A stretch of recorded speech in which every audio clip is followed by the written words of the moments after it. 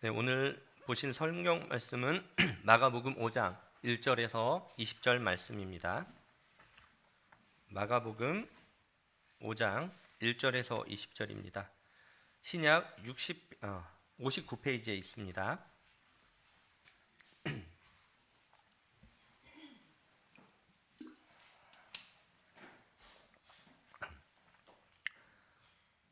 네, 제가 먼저 1절 읽도록 하겠습니다. 예수께서 바다 건너편 거라사인의 지방에 이르러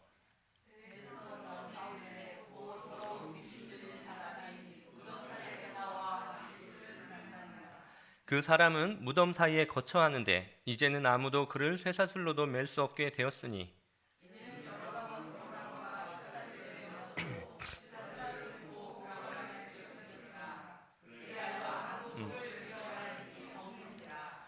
밤낮 무덤 사이에서나 산에서나 늘 소리 지르며 돌로 자기의 몸을 해치고 있었더라. 큰 소리로 부르짖어 이르되 지극히 높으신 하나님의 아들 예수여, 나와 당신이 무슨 상관이 있나이까? 원하건대 하나님 앞에 맹세하고 나를 괴롭히지 마옵소서 하니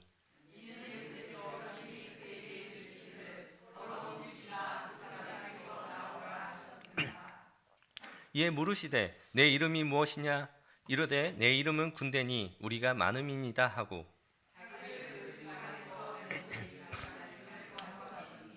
마침 거기에 돼지의 큰 떼가 산 곁에서 먹고 있는지라.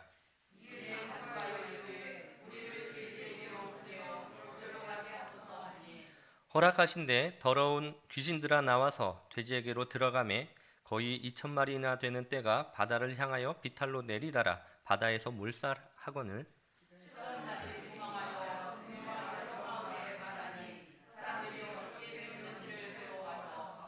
예수께서 이르러 그 귀신 들렸던 자 곧 군대 귀신 집혔던 자가 옷을 입고 정신이 온전하여 앉은 것을 보고 두려워하더라.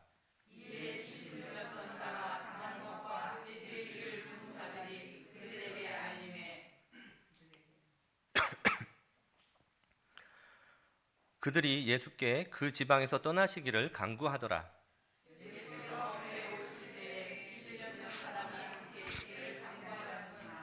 허락하지 아니하시고 그에게 이르시되 집으로 돌아가 주께서 내게 어떻게 큰 일을 행하사 너를 불쌍히 여기신 것을 내 가족에게 알리라 하시니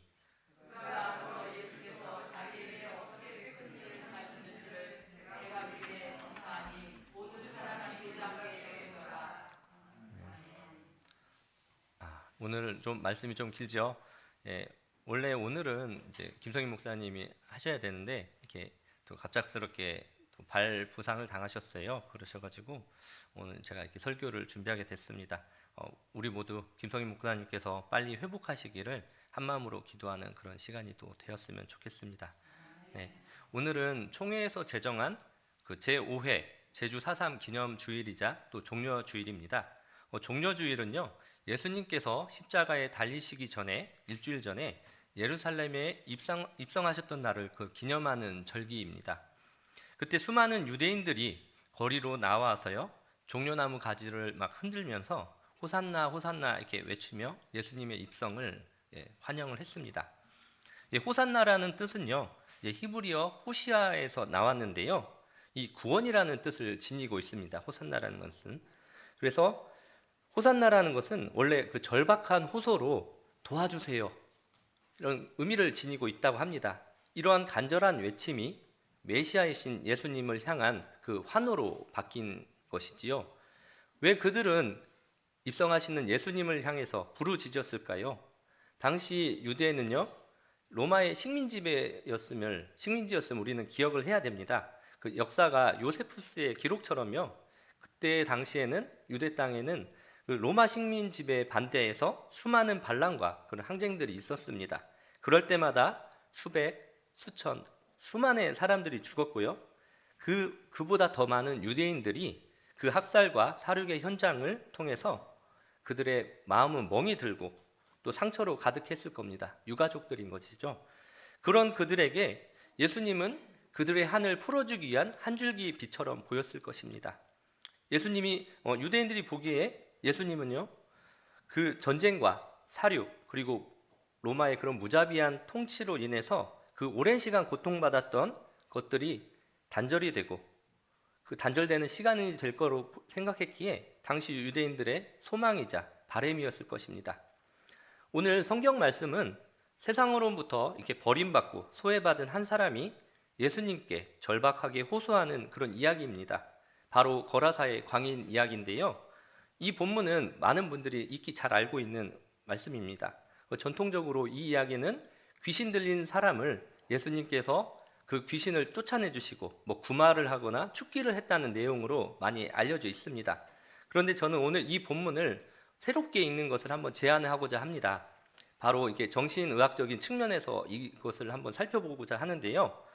우리는 시대의 한계라는 것을 잘 인지하면서 그 성서를 읽어야 할 필요가 있습니다. 예수님 시대는 지금으로부터 2000년 전이라는 것을 우리가 한번 기억을 하면서 한번 이 이야기를 보도록 하겠습니다. 오늘 본문에 나오는 그 광인이라는 표현에 대해서 저희들은 한번 곰곰이 한번 생각해 보겠습니다. 광인하면 그냥 미치광이, 미친 사람 이렇게 생각이 되잖아요. 제가 어렸을 때 정말 시골 깡촌에서 살았어요.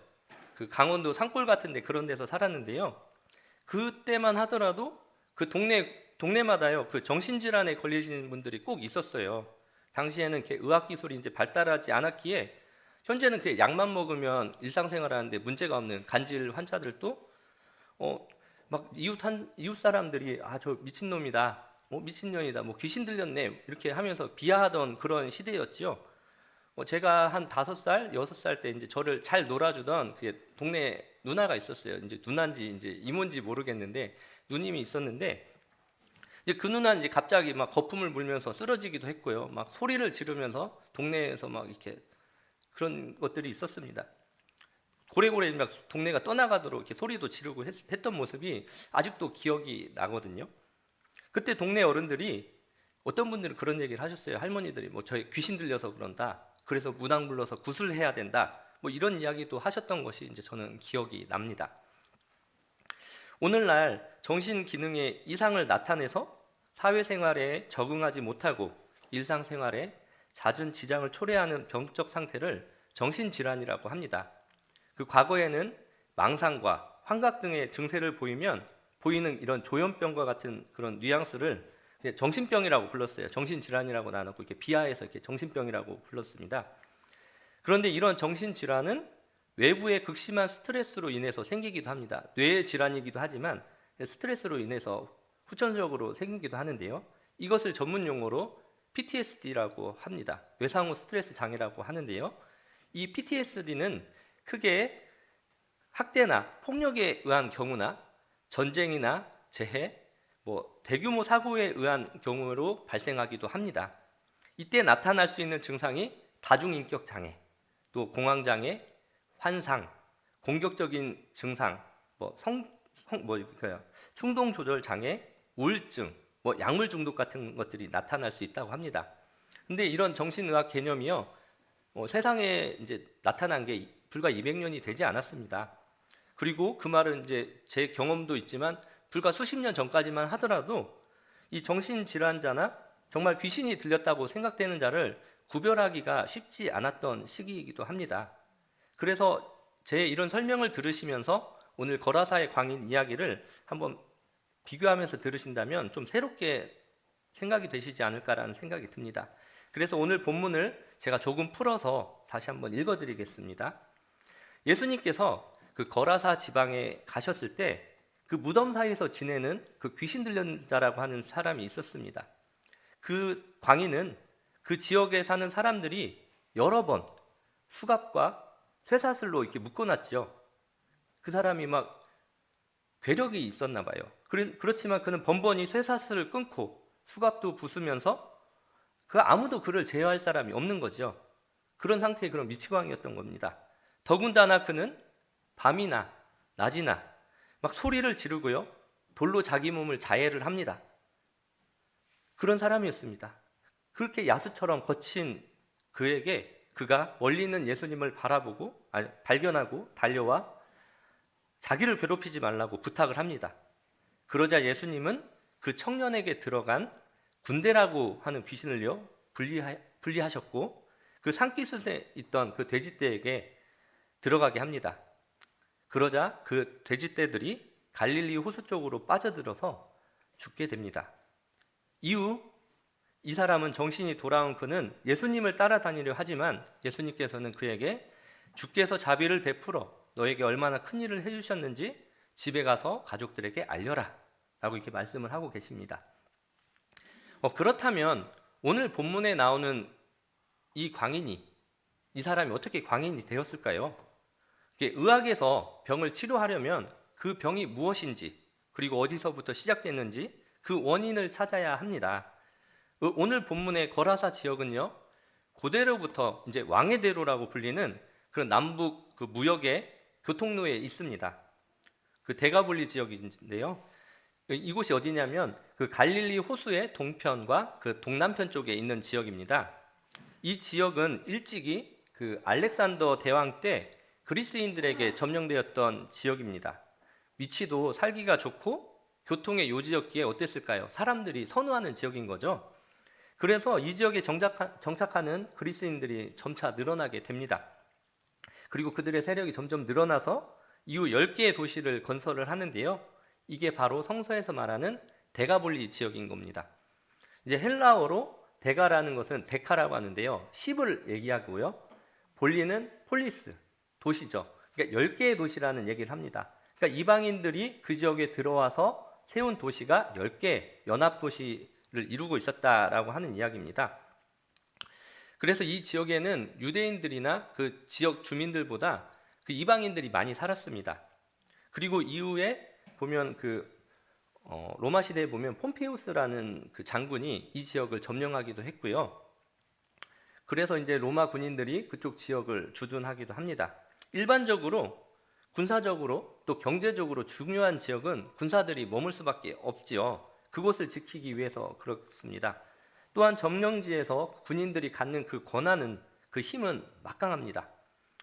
성서와 역사서에 나오는 그 로마 군인들의 그 권위와 그 권한은 그 막강했다는 것을 우리들은 알 수 있습니다. 백부장만 하더라도 모든 사람들이 벌벌 떠는 지역에 어떻게 보면은 뭐 경찰청장이나 뭐 사단장 같은 느낌이죠.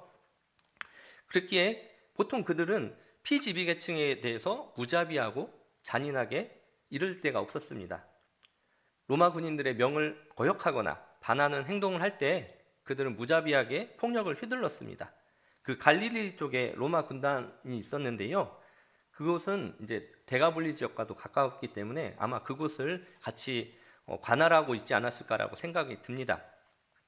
오늘 본문에 나오는 이 광인의 과거가 어떠했는지 성서에 나오진 않지만 우리는 그의 행동들을 보면서 그가 다중인격 장애, 공황장애, 또 환상, 공격적인 성향, 충동조절 등을 가지고 있는 것을 알 수 있습니다. 이것은 그 외상후 스트레스 장애의 전형적인 모습인 거죠. 그것이 얼마나 심했는지, 그 질환이 얼마나 심했는지 같은 마을에서 살 수가 없었고요. 그래서 무덤에서밖에 살 수 없었고 소리를 지르고 막 자학을 하고 심하게 난동을 피우니까 사람들이 수갑도 채워보고 쇠사슬로도 묶어봤지만 그를 제어할 수가 없었습니다. 그는 왜 그렇게 되었을까요? 예수님과 그 광인 사이의 대화를 보면 우리는 그것을 조금 유추해 볼 수 있을 것 같습니다. 6절에서 예수를 찾아와서 그 소리를 지르는 장면을 보게 되면요, 그는 다중인격 장애와 공황 발작을 일으키는 것처럼 보입니다. 그래서 이어서 8절을 보게 되면요, 예수께서 악한 귀신아 그 사람에게서 나가라 하시고 그 이후에 네 이름이 무엇이냐고 물어보십니다. 그러자 그가 대답하길 군대입니다 라고 얘기를 합니다. 우리의 수가 많기 때문입니다. 이 본문에서 군대라고 쓰인 그 원어를 보면 레기온이라고 하는데요, 그 레기온이란 단어는 로마의 그 군대 편성을 보면 6,000명의 군인으로 구성된 그런 군단을 이야기합니다. 엄청나게 큰 군인들이라는 얘기죠. 많은 군인들을 말합니다. 이것들을 종합해 볼 때 이 광인인 사람은 군대와 관련된 어떤 모종의 사건으로 인해서 광인이 된 게 아닐까라는 이제 생각을 해보는 거죠. 우리가 좀 더 상상력을 발휘해서 이 본문을 보면요, 거라사에 진입한 로마 군인들에게 아내나 자식을 잃었을 수도 있고요. 아니면 억울하게 로마 군인들에게 끌려가서 심한 고문을 당했을지도 모릅니다. 이건 다 추측인 거죠. 정확한 원인을 알 수 없지만 그는 로마 군인들에 의한 트라우마로 인해서 정신질환이 걸린 게 아닐까 싶은 거죠. 그 기억 때문에 그는 그 도시에서 도저히 살 수 없고 항상 소리를 지르고 자기 몸을 자해를 하면서 그렇게 살지 않으면 살 수 없는 그런 상태이지는 않았을까요? 이어서 그 다중인격을 그런 행동을 나타내던 광인은 예수께 간구해서 자신의 그런 다중인격인 분대 귀신들을 그 옆에 있던 돼지떼로 보냅니다. 본문에 나오는 돼지떼라는 게 좀 의미심장합니다.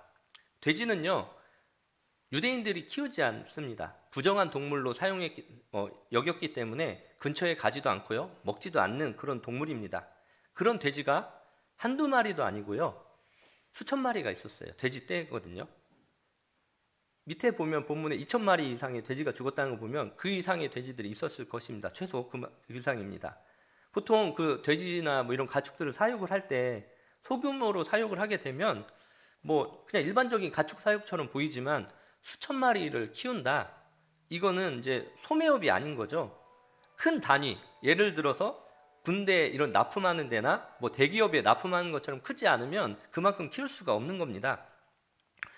제가 뭐 이거는 정확하진 않은데 예전에 어디서 읽었던 그 책 중에 그 내용 중에 하나가 그 당시 그 갈릴리 지역에 있었던 그 로마 군단의 군단기라는 게 있는데 그 군단기가 돼지 그런 상징이었다고 합니다. 그런 내용을 본 것 같아요. 이건 확실하진 않습니다.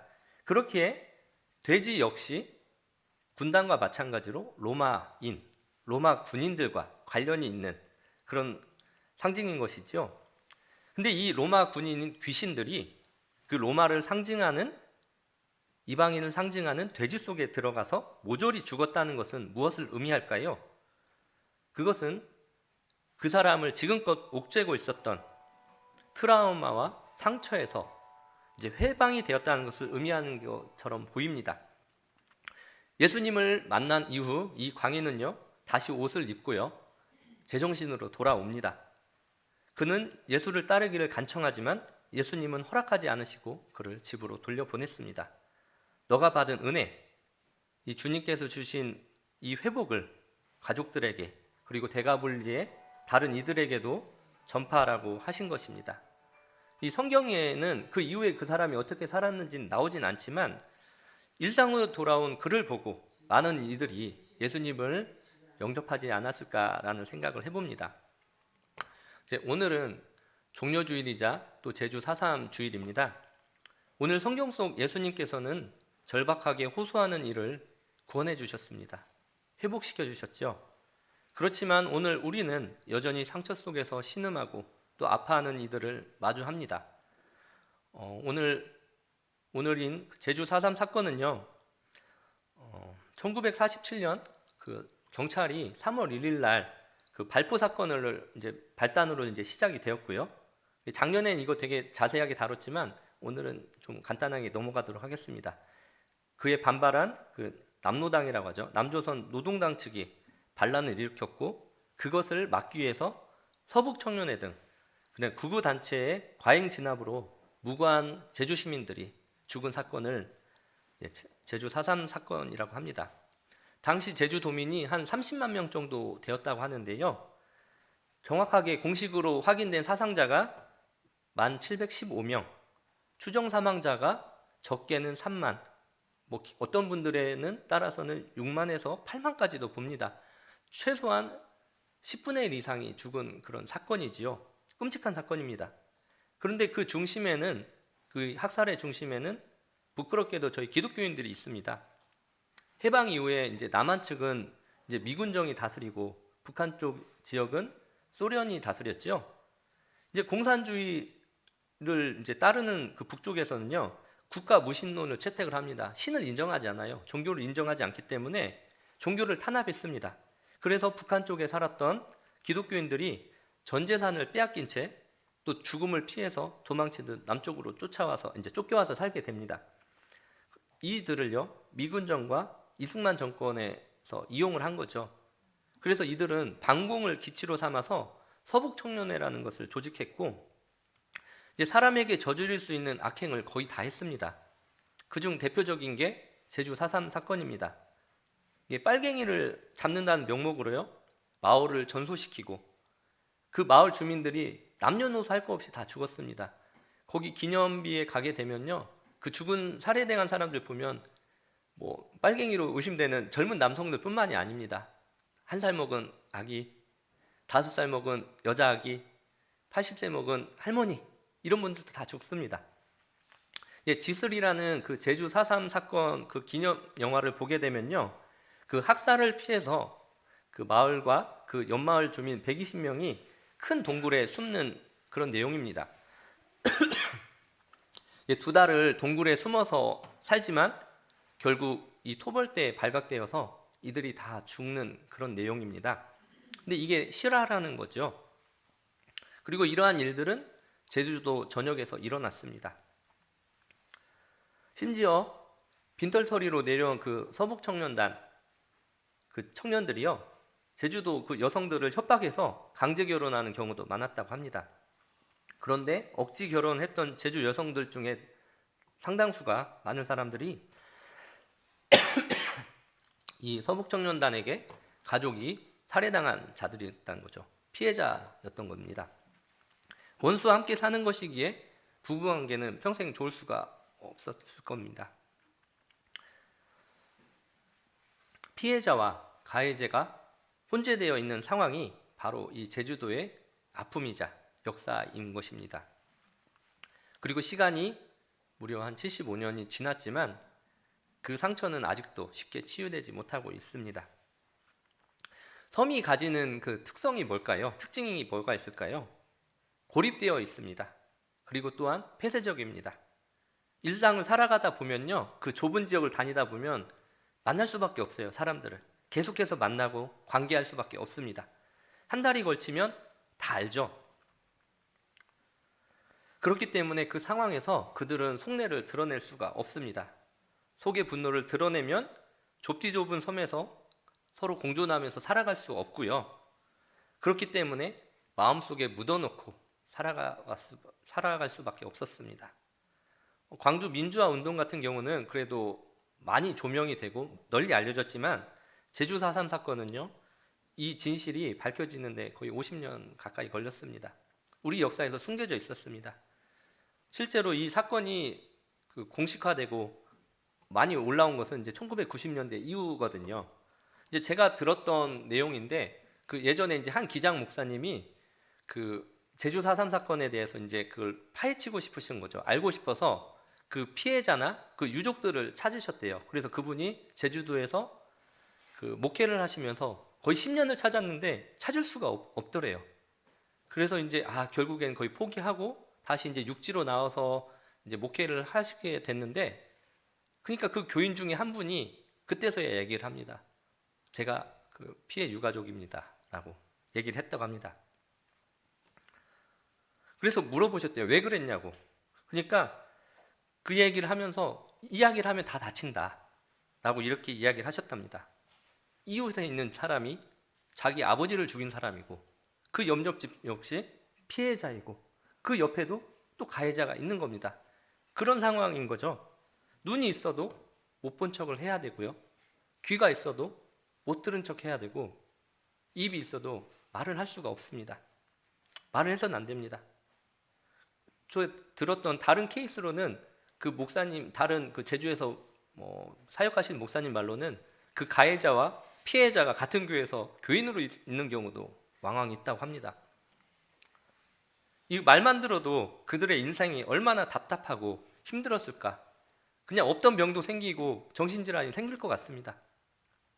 그런데 며칠 전에 이제 제가 이걸 설교를 준비하면서 찾아보니까요, 이 서북 청년회에 그 정신을 잇는다는 그 서북 청년단이라는 자들이요, 제주 4.3 추념일에 제주에서 반대 집회를 하겠다고 그 예고했다는 그런 기사를 보았습니다.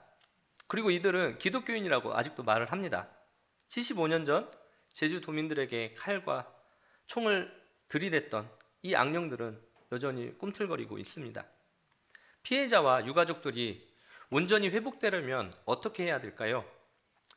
예수께서 거라사 광인에게 하셨던 것처럼 지금껏 그를 옥죄고 있던 트라우마와 그 상처에서 벗어나야만 할 것입니다.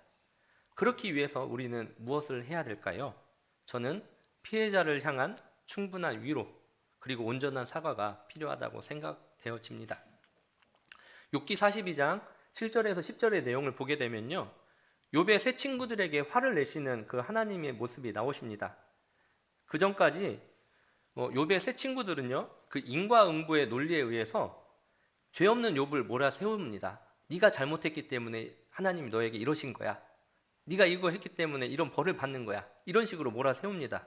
요즘 표현으로 하면요, 이게 가스라이팅이라고 하는 거죠. 이걸 제대로 합니다. 그런 이 세 명에게 하나님은 너희 세 명에게 내가 분노한 것은 너희가 나를 두고 말할 때에 내 종 욥처럼 옳게 말하지 못하였다라고 말씀하셨습니다. 그리고 그 내용을 보게 되면요, 풀어서 보게 되면 먼저 욥에게 가서 그에게 용서를 구하라고 말씀을 하십니다. 만약 욥이 너희를 용서해 달라고 할 때 그때에서야 너의 기도를 들어주시겠다고 하나님은 말씀을 하십니다.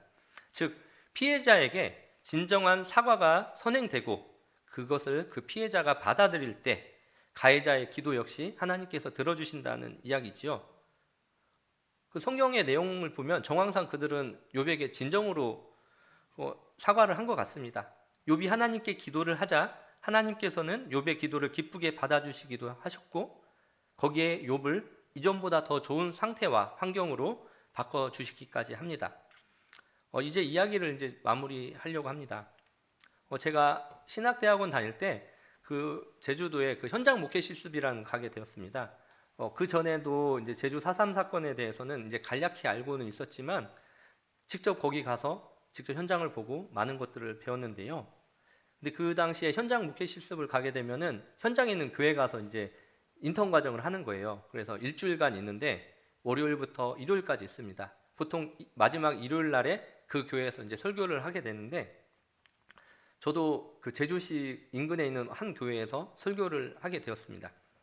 그래서 제가 어떤 주제를 가지고 설교를 할까 고민을 했었는데 그 제주 4.3 사건에 관한 설교를 할까 했지만 차마 할 수가 없었습니다. 수박 겉핥기식의 그런 제가 얄팍한 그런 지식만을 가지고 이런 무거운 주제를 가지고 내가 할 수 있을까? 이 안에도 아마 있을 수도 있는데 이런 마음이 들어서 저는 할 수 없었습니다. 되게 무난한 그냥 설교를 하고 왔습니다. 제가 여기 보실지 모르겠지만 이 제가 오늘 단 배지가 제주 4.3 사건을 추모하는 동백 배지라는 건데요. 그날도 제가 오늘처럼 이 배지를 달고 있었습니다. 그리고 그날 설교를 하고 예배를 마친 후에 같이 공동 식사를 한 다음에 이제 교회를 나오려고 하는데 지금은 제가 잘 기억 안 나는데 장로님인지 그 당시에 집사님인지 한 연세가 지긋하신 분이 한 분이 이제 저한테 오시더라고요. 그래서 제 손 이렇게 딱 잡으시면서 얘기를 하시더라고요. 목사님 감사합니다. 작은 목소리 얘기하시더라고요. 저도 제주 사는 그 유가족입니다. 이렇게 얘기를 하시더라고요. 그리고 기억해 주셔서 감사합니다. 그렇게 얘기하셨어요. 저는 그 이야기를 듣고 내가 이 설교를 안 하기를 참 잘했다. 이거 했으면 이제 큰일 날 뻔했구나. 그런 안도를 했던 기억도 나고요. 그냥 그저 미안한 마음과 그들을 위로하고 기억하고 싶다는 그 마음으로 그냥 이거 하나 달았을 뿐인데 그 마음을 잘 전달이 되었구나라는 생각이 들었던 것 같습니다. 그 진정한 사과라는 것은 무엇일까요? 첫째, 사과라는 것은 주는 것이 아닌 받는 것입니다. 두 번째로 마음을 헤아리지도 않고 무작정 사과하는 것은 진정한 사과도 아닙니다. 그리고 세 번째로 풀릴 때까지 용서를 구하는 것이 진정한 사과입니다. 매해 제주 4.3 기념주일은 돌아옵니다. 이 기간이 돌아오면 대한민국의 기독교인으로서 이날을 기억하고 죄를 고백하고 추모하는 시간이 되길 기원합니다. 예수께서 그 거라사의 광인의 마음을 알아주시고 돌보아 주셨을 때 그는 광인이 아닌 일반 평범한 청년으로 돌아올 수 있었습니다. 예수를 따르는 우리 역시 예수님이 하셨던 것처럼 따라야겠죠. 그럴 때 우리의 이웃, 상처로 신음하는 제주 도민들이 치유가 되고 회복되어서 평범한 일상으로 돌아올 수 있을 것입니다. 같이 기도하겠습니다.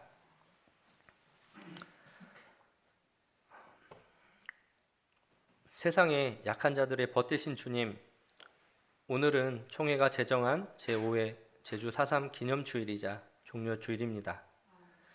민족의 쓴 상처인 이날을 기억합니다.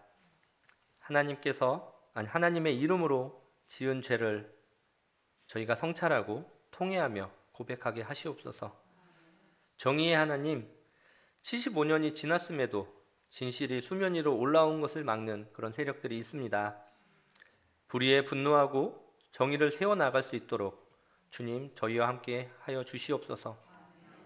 화합의 하나님, 가해자도 희생자도 주님의 손에 모두 맡기옵니다.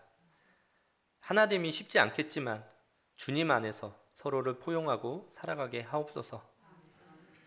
작은 자들의 하나님, 세상으로부터 버림받고 소외받은 한 사람의 목소리에도 주님은 세밀하게 귀 기울이십니다.